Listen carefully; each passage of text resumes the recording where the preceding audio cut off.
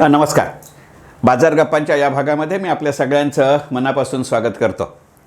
आपला आजचा विषय पेनी स्टॉक्स ते मल्टीबॅगर. जाणीवपूर्वक विषय घेतला, पेनी स्टॉक्स ते मल्टीबॅगर. झालं असं की गेल्या 1-2 आठवड्यामध्ये जितके ट्रेनिंग प्रोग्राम घेतले किंवा सिटी सजेस्टच्या अंतर्गत जितक्या जणांना इन्व्हेस्टमेंट ॲडव्हायझरी सर्व्हिसेस दिल्या, तिथे या ना त्या स्वरूपामध्ये आलेला एक प्रश्न होता की सर, सध्याच्या बाजारात पेनी स्टॉक्स घ्यावेत का? या पेनी स्टॉकविषयी माझ्या मनामध्ये अनंत शंका आहेत. सुरुवातीलाच स्पष्ट करतो, कदाचित पूर्णपणाने पूर्वग्रह दूषित म्हणजे प्रिजुडिशियलसुद्धा असू शकतो. पण मुळातच मार्केट एवढं व्हॉलेटाईल असताना, इतकं वादळी असताना, नेमकं पुढच्या क्षणाला काय होईल आपण तर सोडाच, बाजाराला तरी सांगता येईल की नाही याची माहिती नसताना खरोखरच पेनी स्टॉक्समध्ये जावं का याचा विचार आपण करूया. मला मान्य आहे की पेनी स्टॉक्स ही संकल्पना वेगवेगळ्या पद्धतीने घेता येते.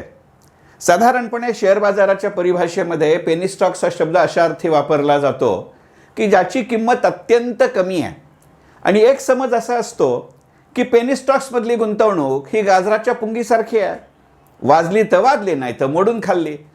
पण यातला जो नाही तर मोडून खाल्ली हा प्रकार आहे, तो खरोखरच पेनी स्टॉक्सबद्दल किती प्रमाणात सत्य आहे किंवा किती प्रमाणात अस्तित्वात आणता येतो याविषयी माझ्या मनामध्ये शंका आहेत. कदाचित सदैव किंवा बहुतांश काळ हा धोरण किंवा पॉलिसीच्या बाजूनी म्हणजे टेबलाच्या त्या बाजूनी काम केल्याचा तो दुष्परिणाम असावा, किंवा मुळातच माझी वृत्ती अत्यंत धीमी असल्यामुळे माझी स्वतःची एखादं नुकसान, एखादा धोका पत्करायची कपॅसिटी, क्षमता, ज्याला आपण रिस्क टेकिंग कपॅसिटी म्हणतो, ती बेताची असेल. पण मोकळेपणाने सुरुवातीलाच सांगून टाकतो की अशा पद्धतीच्या पेनी स्टॉक्समध्ये पैसे गुंतवायला मी तरी तयार नाही. कारण आपण कितीही म्हणलं की अशा पेनी स्टॉक्समध्ये पैसे गुंतवले तर बाजाराच्या सेन्सेक्समध्ये, निर्देशांकामध्ये जेव्हा वाढ होईल, बाजार वर गेला असं जाणीवपूर्वक म्हटलं नाही, कारण वर गेल्याला अनेक अर्थ आहेत मराठीमध्ये, पण सेन्सेक्समध्ये, निर्देशांकामध्ये वाढ होईल तेव्हा या पेनी स्टॉक्समध्येही वाढ होईल. आणि मुळातच मी कमी पैसे गुंतवले आहेत आणि तरीही त्याच्यात वाढ झाली आहे, म्हणजे तुलनात्मकदृष्ट्या पर्सेंटेजच्या दृष्टिकोनातनं मला जास्त उत्पन्न मिळेल आणि त्यातनं बाकी काही नाही तरी आपला इगो सुखावेल आणि साहजिकच नफा माझ्या खिशात पडेल. प्रश्न इगोचा नाही आहे. प्रश्न असा आहे की हे पेनी स्टॉक्स, नेमके पेनी स्टॉक्स कशामुळे झाले हे आपण पाहायला तयार आहोत का? माझा आजपर्यंतचा जो काही 30, 32, 40 वर्षाचा या क्षेत्राचा अनुभव आहे, त्यातनं माझ्या लक्षात आलेली अशी गोष्ट आहे की आपण सरसकटपणाने पेनी स्टॉक्स हा शब्द जरी वापरलेला असला तरीसुद्धा त्याचे वेगवेगळे असे प्रकार आहेत. काही वेळेला एखाद्या कंपनीचं भांडवलच अत्यंत कमी असतं आणि त्याच्यातला बहुतांश भाग त्या प्रवर्तकांच्या किंवा प्रमोटर्सच्या अखत्यारीमध्ये असतो. या ना त्या कारणाने ते बाजारामध्ये विक्रीला आणतातच अशातला भाग नाही. आणि त्यामुळे प्रत्यक्ष उलाढालीसाठी शेअर बाजारामध्ये उपलब्ध असलेले अशा शेअर्सची संख्या, ज्याला आपण मराठीमध्ये फ्लोटिंग स्टॉक्स असं म्हणतो, तो फ्लोटिंग स्टॉकच जर कमी असेल तर अशाही अर्थी काही वेळेला त्याला पेनी स्टॉक म्हणतात का? कारण ती जर कंपनी अत्यंत क्लोज युजर ग्रुपसारखी चालत असेल तर तसाही एक व्यवसाय म्हणून, एक शेअर बाजारातली गुंतवणूक म्हणून त्याच्याकडे बघणाऱ्यांची संख्या अत्यंत बेताची असू शकते. मग मर्यादित भांडवल, मर्यादित फ्लोटिंग स्टॉक आणि मर्यादित लोकांना स्वारस्य, अशाही निकषावरती तो पेनी स्टॉक्स असू शकतो. कोणाचंही उदाहरण नावनिशिवार घेण्याची आवश्यकता नाही, पण आजकाल जो शेअर टीप म्हणून आपल्याला टेक्निकल अनालिसिसचे अनेक जण देतात आणि गेल्या काही दिवसामध्ये तो 40-42% वाढला, हेच गोष्ट सत्य आहे. आणि कदाचित त्यामुळे पेनी स्टॉक्सचा प्रकार पुन्हा चर्चेमध्ये किंवा चलनामध्ये आला असेल. पण जी कंपनी अशा पद्धतीचा उल्लेख म्हणून आत्ता केली जाते, तर आपण लक्षात घेऊया की अलीकडच्या काही आठवड्यांचा, फार तर काही महिन्यांचा अपवाद वगळला तर हा शेअर अनेक वर्ष, शब्दप्रयोग लक्षात घ्या, चर्चेत आहे गेले काही दिवस किंवा काही आठवडे, पण मी म्हणतोय गेली काही वर्ष तो एका विशिष्ट प्राइस बँडमध्ये फिरलाय, केवळ एका विशिष्ट बाजारभावाच्या पातळीत फिरलाय. एवढीच त्यातली अडचण नाही आहे. तर त्याच्या उलाढालीचं प्रमाणही अत्यंत कमी होतं. अगदी तो ट्रेड टू ट्रेड बेसिसवरती गेला नाही, पण दरवेळेला, दर दिवशी त्या शेअर बाजारामध्ये त्या शेअर्सची उलाढाल झालीच अशातला भाग नाही. पेनी स्टॉक्स आज मला आकर्षक वाटतात म्हणून मी ज्या वेळेला अशा पद्धतीच्या शेअर्सचा विचार करत असतो त्यावेळेला मुळात तो विचार मी गुंतवणुकीसाठी करतोय की फार थोड्या काळामध्ये जरी नसलं तरी एका विशिष्ट पद्धतीने काही मर्यादित काळामध्ये तरी मला त्यातनं नफा मिळवावा अशी अपेक्षा असेल तर पेनी स्टॉक निवडताना मला मनापासून विचार करावा लागतो, ही गोष्ट लक्षात घेऊ. केवळ स्वस्तात मिळतो म्हणून तो शेअर चांगला असतो हे गणित चुकीचं आहे.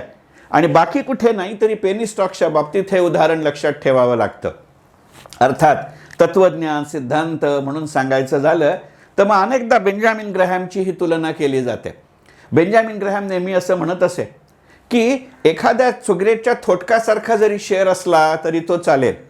याचे साम्य किंवा सिमिली अशी आहे की बेंजामिन ग्रॅहमच्या मते अगदी टाकून दिलेल्या सिगरेटच्या थोटकामध्ये सुद्धा एखाद का होईना पण झुरका घेण्याची क्षमता असते. इथे गणित लक्षात घ्यावं लागतं की ती सिगरेटमधला तो जो काही थोटूक आहे त्यातला जो एक झुरका आहे तो झुरका घेतल्यानंतर ती सिगरेट किंवा ते थोटूक टाकून द्यावं लागतं. तुमचा आणि माझा एक गुंतवणूकदार म्हणून असा प्रवास असतो का, असा स्वभाव असतो का, याचा विचार करण्याची नितांत आवश्यकता आहे. एकदा शेअर्स आपण घेतले की आहे त्या आपण विकत घेतलेल्या खरेदीच्या भावापेक्षा जर त्याच्या बाजारभावांमध्ये वाढ झाली तर आपल्याला आशा असते आणि आशा अमर असते की त्याचे बाजारभाव वाढतील. आणि आपण घेतलेल्या खरेदी केलेल्या बाजारभावापेक्षा जर त्याचे बाजारभाव खालती आले तर आपल्याला पुन्हा आशा अमर असते की एक ना एक दिवस तरी या शेअर्सचे बाजारभाव मी खरेदी केल्यापेक्षा जास्त होतील. मग जर गुंतवणूक हे काळकाम वेगाचं गणित असतं हे एकदा मान्य केलं तर असं आपण किती काळ थांबणार आहोत हे जोवर लक्षात घेत नाही तोपर्यंत पेनी स्टॉक्स आपण घ्यायचे की नाही याचा विचार करायला पाहिजे.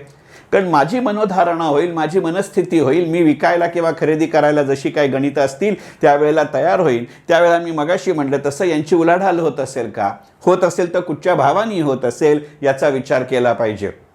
आणि म्हणून बेंजामिन ग्रॅहम जरी कितीही म्हणत असला तरी सुद्धा अगदी तेच तत्व जर वापरायचं झालं तर फार तर इतकंच म्हणता येईल की जे बाजारभाव आत्ता मला स्वस्त दराने मिळत आहेत असं वाटतं पण त्याच्यामध्ये या ना त्या स्वरूपामध्ये मग कधी लाभांशामध्ये असेल, काही स्पेशल डिव्हिडंडच्या स्वरूपात असेल, काही इंटरिम डिव्हिडंडच्या स्वरूपात असेल, काही फायनल डिव्हिडंडच्या स्वरूपात असेल, काही वेळेला एखादा मेजर ब्रेकआउट त्या इंडस्ट्रीमध्ये होतोय त्यामुळे कदाचित ओल्याबरोबर सुकं जळतं असं असेल किंवा गाड्याबरोबर नळ्याची यात्रा असं असेल म्हणूनही हा शेअर्स वर जातो असं मला वाटत असेल तर त्या क्षेत्रातल्या गुंतवणुकीचा चंचू प्रवेश म्हणून अशा स्टॉक्सचा विचार करायला हरकत आहे असं मला वाटत नाही. परंतु त्यातनं बाहेर पडण्यासाठीच आपण आत शिरतोय हे गणित लक्षात घ्यावं लागतं. आणि आपल्या सगळ्यांच्या गुंतवणुकीचं मानसशास्त्र या बाबतीत समान आहे. आपण जितक्या उत्साहाने शेअर्सची खरेदी करतो तितकेच आपण शेअर्सची विक्री करण्यासाठी अनुत्साही असतो. आणि पेनी स्टॉक्समध्ये तेव्हाच फायदा होतो जेव्हा विशिष्ट वेळेला किंवा मला अपेक्षित असलेलं उत्पन्न मिळाल्यानंतर सर्व लोभमोह असा परित्याग करून त्या शेअर्समधनं बाहेर यायची तयारी असेल तर.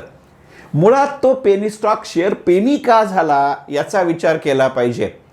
ह्याच्यासाठी पेनी वाईज पाऊंड फुलिश असं उदाहरण दिलं जातं, ही गोष्ट खरी. परंतु प्रत्येकच पेनी वाईज असते अशातला भाग नाही.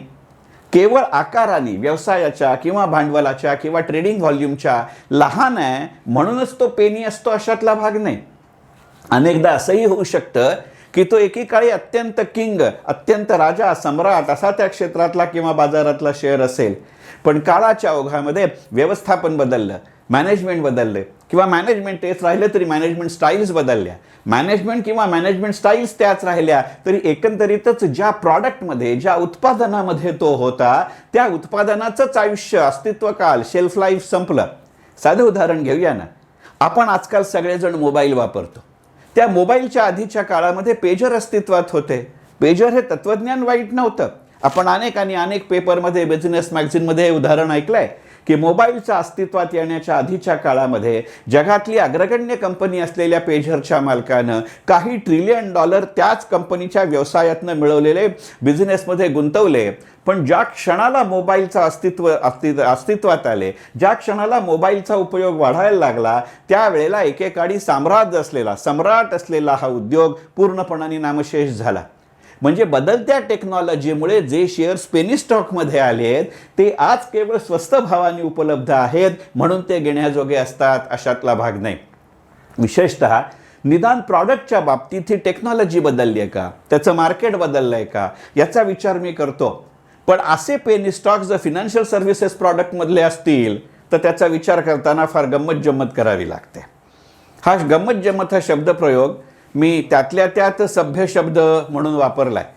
मला खरं म्हणजे फार वेगळा शब्द वापरायचा आहे, पण सभ्यतेचे संकेत म्हणून मी वापरत नाही. आणि ते अशासाठी वापरायचं आहे, इथे हे गणित लक्षात घेतलं पाहिजे, ह्या फिनान्शियल सर्व्हिसेसचं बदलतं स्वरूप काय आहे. विशेषतः बँकिंग सेक्टरमधल्या अनेक बँकांचे बाजारभाव विशेषतः ना धडत्या नॅशनलाइज आहेत, ना धडत्या प्रायव्हेटाईज आहेत, अशा स्वरूपाच्या ज्या बँका आहेत त्यांच्याबद्दल ही परिस्थिती आहे.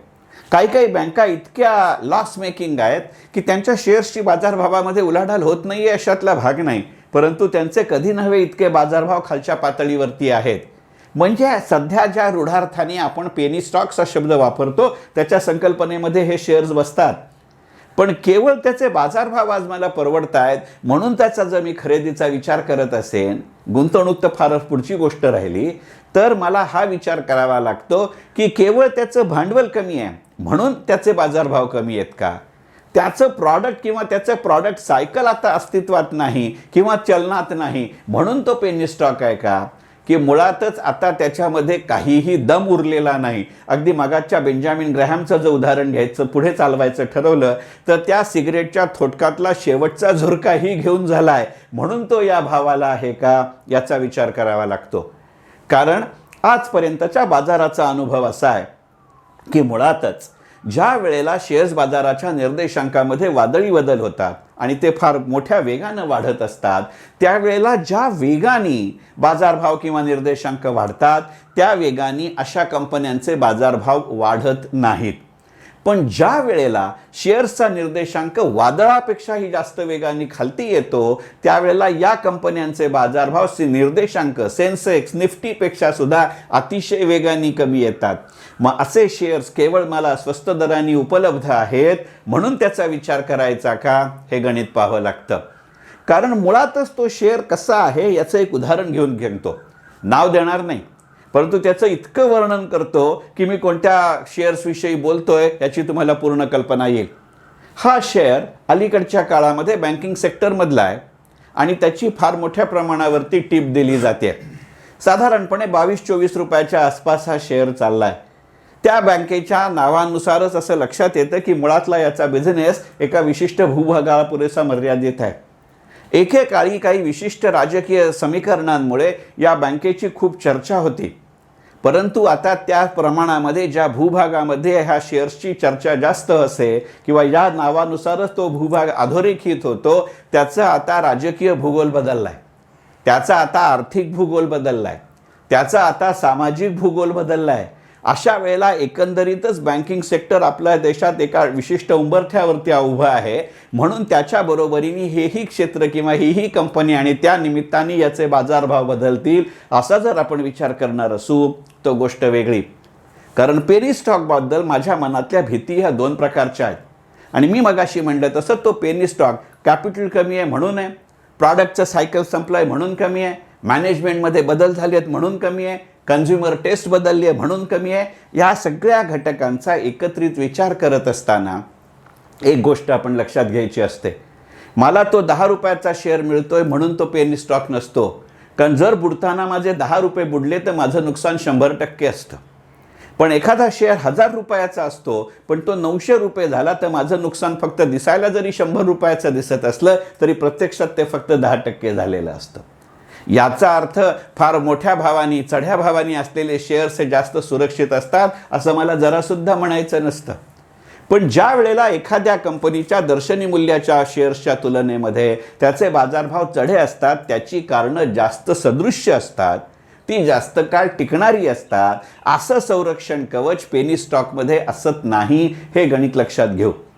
आणि मुळात ज्या वेळेला आपण पेनी स्टॉकचा विचार करत असतो त्यावेळेला हे सूत्र लक्षात ठेवायचं असतं की आपण ट्रेडर आहोत की गुंतवणूकदार आहोत. आणि मी सुरुवातीला म्हटलं याच एपिसोडच्या तसं आपण ट्रेडर फार कमी वेळा असतो, आपल्याला इच्छा असते, आपल्याला आकर्षण असतं, पण आपली ती सवय असते अशातला भाग नाही. त्यामुळे पेनी स्टॉक्समध्येच गुंतवणूक म्हणून एक गुंतवणूकदार म्हणून स्वभावतः जर सवय असेल, अर्थात सवयसुद्धा कुठेतरी लावून घ्यावी लागते, सुरुवात करावी लागते, हे तत्त्वज्ञान मला मान्य आहे, पण हे तत्त्वज्ञान पहिल्यांदा अंमलात आणण्याचा आजचा बाजार नाही असं माझं स्पष्ट मत आहे. आणि याचं खरं कारण असं आहे की मी अनेकदा गमतीने म्हणतो तसं की पेनी स्टॉक्स मला अशासाठी घ्यायचे असतात कारण मला त्यातनं मल्टीबॅगर मिळवायचा असतो. माझा आजपर्यंतचा अनुभव असा आहे की ज्या वेळेला असे पेनी स्टॉक्स मल्टीबॅगर होतील म्हणून मी घेत असतो, त्यावेळेला माझ्यामध्ये जर पुरेसा हिंमत नसेल की वेळच्या वेळी तो शेअर्स विकायचा किंवा ते पूर्णपणाने लॉस बुक करायचा, तर मल्टीबॅगर होण्याच्या दृष्टिकोनातनं घेतलेला शेअर मल्टीलॅगरच अनेक वेळा होतो. आणि व्याकरणाच्या दृष्टीने, स्पेलिंगच्या दृष्टीने पाहिलं तर मल्टीबॅगर आणि मल्टीलॅगरमध्ये एकाच आद्याक्षराचा फरक आहे. बॅगरमध्ये बी आहे, लॅगरमध्ये एल आहे. पण ह्या भानगडीमध्ये जर आपल्या गुंतवणुकीचा निर्णय हा LBW झाला तर फार पंचायतीची स्थिती असते. त्यामुळे त्याच्यामध्ये असलेला जो रिस्क कोशंट आहे तो खूप मोठा आहे. आणि म्हणूनच जर एका वाक्यात सांगायचं झालं, आणि म्हणून जाणीवपूर्वक ते शेवटी घेतोय, अन्यथा तुम्ही आधीचा भाग ऐकला नसतात, की जर एका वाक्यात सांगायचं झालं तर मुळातच तो पेनी स्टॉक ह्याचा रिस्क कोशंट माझ्या रिटर्न कोशंटच्या तुलनेमध्ये किती आहे, तो जोपर्यंत रिस्क कोशंट हायर आहे रिटर्न कोशंटच्या तुलनेमध्ये, तुल्यबळ असेल तरी जरा विचार करता येईल, पण जर रिस्क कोशंट सातत्यानं हायर असेल तर तो केवळ पेनी स्टॉक आहे म्हणून घ्यावा, हे खरं म्हणजे माझ्या तरी निदान सत्सद्विवेक बुद्धीला पटणारं नाही. तुमच्या अर्थविवेक बुद्धीला पटत असेल तर आनंदाची गोष्ट आहे, पण then you need not be called a smart investor. हे रिस्क घ्यावी लागते. कारण एकंदरीतच करोनानंतरच्या काळामध्ये शेअर बाजार आणि त्याला जी पार्श्वभूमी पुरवत असतो ते अर्थकारण, हेच मुळामध्ये किती पेनी आणि किती पाऊंड आहे हे कळत नाही आहे. आणि करू न जावे असेही काही असं म्हणावं असं हा बाजार नाही. अशा वेळेला जास्त संयमानं निर्णय घ्यायचा असेल तर it would be always better to at least keep away from a penny stocks. Wish all the best. Thank you very much.